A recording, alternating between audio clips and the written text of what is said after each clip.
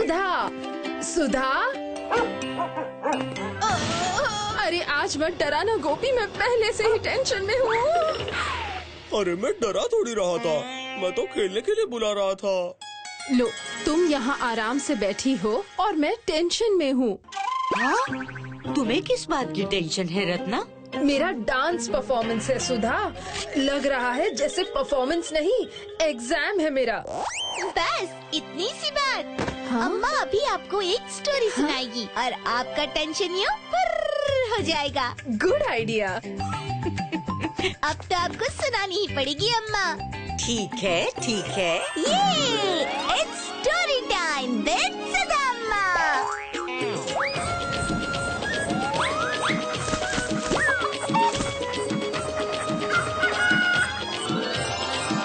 Ministers test. राजा विद्याधर को एक मंत्री की आवश्यकता थी जो बुद्धिमान हो और समय पर उन्हें सही राय दे सके। सुनो सुनो सुनो, महाराज का आदेश सुनो। आज से ठीक 4 महीने बाद महाराज के लिए अपने खेत की उगी हुई ताजी सब्जी और बुद्धिमत्ता का पात्र लेकर जो कोई अपनी परछाई का पीछा करके राजमहल में आएगा वो राज्य का मंत्री चुना जाएगा। सुनो सुनो सुनो। पाई पाई जोड़ के मंत्री तो मैं ही बनूंगा। चलो काम शुरू करते हैं, मंत्री जो बनना है। हाँ हाँ चलो।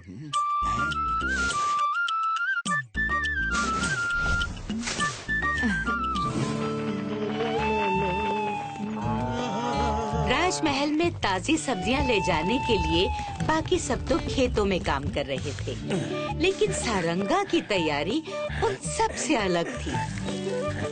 कोई समझ ही नहीं पा रहा था कि उसके दिमाग में चल क्या रहा है।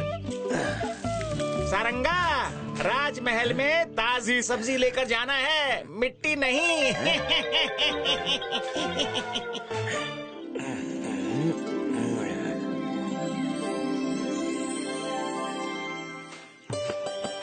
दिन और हफ्ते गुजर गए।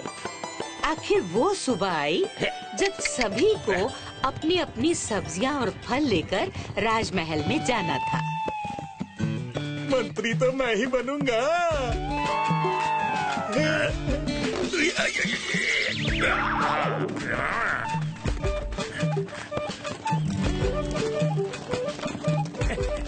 सारंगा की तैयारी तो अलग थी ही, उसकी राह भी अलग थी। उड़नका भाई, सारंगा तो उस तरफ से जा रहा है। वो रास्ता तो पहाड़ी से होकर जाता है, वहाँ से जाते जाते आदमी मुरझा जाए, सब्जी क्या खाक ताजी पहुँचेगी।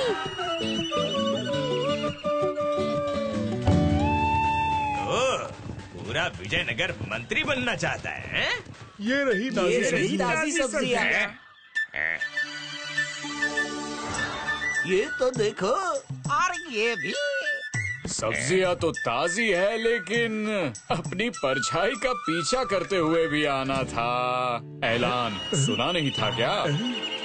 सबको लगा कि सिर्फ ताजी सब्जियां पहुंचाकर वो मंत्री बन जाएंगे, इसलिए परछाई के साथ वो अपनी अकल भी पीछे छोड़ आए थे।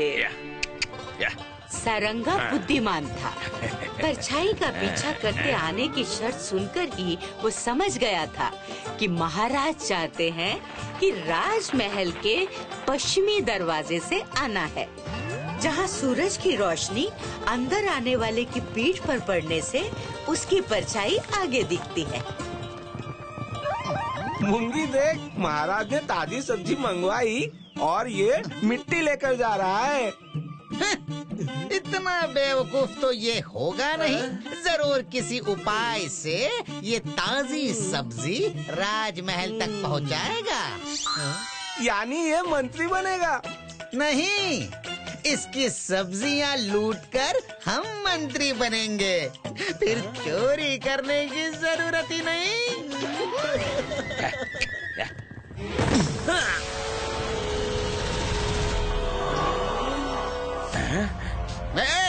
जो भी सब्जी तुम राजमहल के लिए ले जा रहे हो वो हमारे हवाले कर दो, वरना।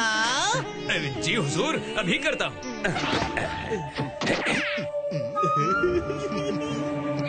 ये लीजिए, इसको महाराज के सामने ही खोलना। उसके पहले खोला तो हवा लगी और सब्जियां सड़ी। हाँ हाँ, समझ गए।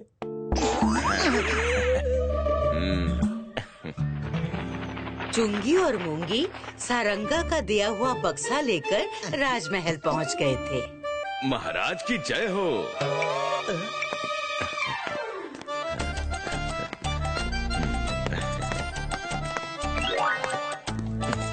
प्रणाम। वाह, तुम भी अपनी परछाई का पीछा करते आए।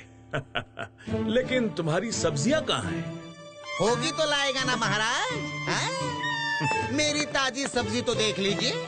मंत्री बनने के बाद मैं ऐसे लोगों से निपट लूंगा जो आपका समय बर्बाद करते हैं। हाँ। ठीक है, पहले तुम्हारी सब्जियां तो देख लें। हाँ? हाँ?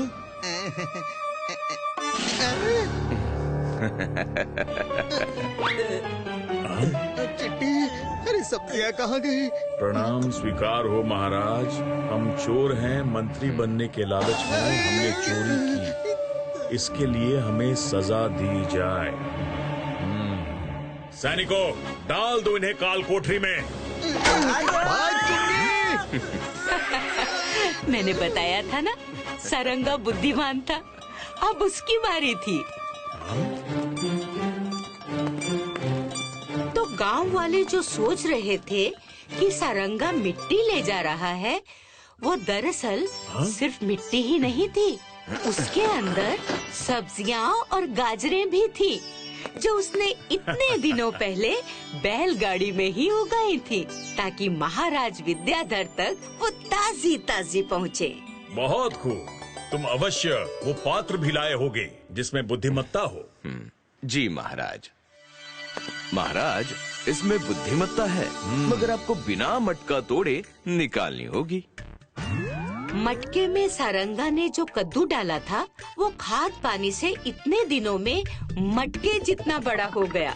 बिना मटका तोड़े वो निकलता ही नहीं।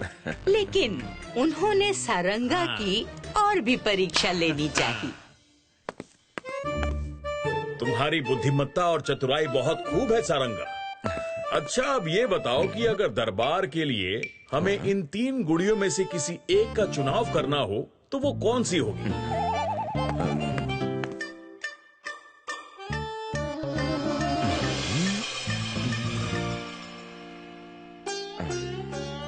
मुझे 3 तार चाहिए होंगे महाराज। अवश्य।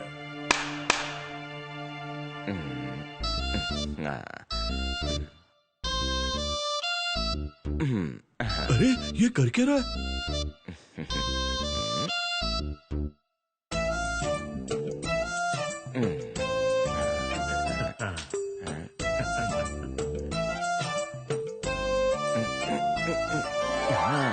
ये गुड़िया दरबार के लिए श्रेष्ठ है महाराज, क्योंकि अगर कोई राज की बात पहली गुड़िया के कानों में बोली जाएगी तो वो उसका महत्व समझे बिना उसे दूसरे कान से निकाल देगी। दूसरी गुड़िया के कान में बोली जाएगी तो वो किसी को बोल देगी, लेकिन तीसरी गुड़िया के कान में जो भी बोला जाएगा वो राज राज ही रहेगा। वाह वाह, क्या बात है। बस एक आखिरी प्रश्न।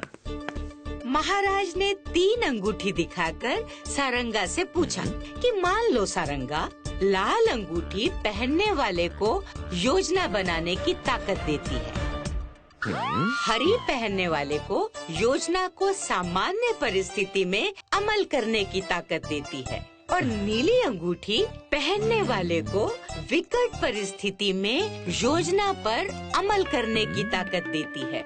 तो दरबार में किसे कौन सी अंगूठी पहननी चाहिए?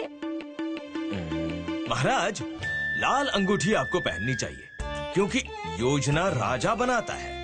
हरी अंगूठी आपके मंत्री के लिए होनी चाहिए, ताकि वो सामान्य परिस्थिति में योजना पर अमल कर सके। और सेनापति जी नीली अंगूठी पहने ताकि वो किसी भी विकट परिस्थिति में आपकी योजना पर अमल कर सके। वाह, वाकई तुम बुद्धिमान हो सारंगा। महाराज। और इस तरह अपनी सूझबूझ से सारंगा विजयनगर का मंत्री बना और उसने अपने राज्य और प्रजा की भलाई के लिए सालों साल काम किया। टेंशन लेने से होगा क्या? हाँ, बिना टेंशन लिए सारंगा ने इम्तिहान की घड़ी में सोच समझकर जवाब दिया।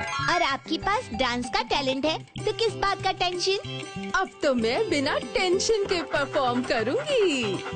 Thank you Sudha. If you like this video, subscribe to our channel Murthy Media.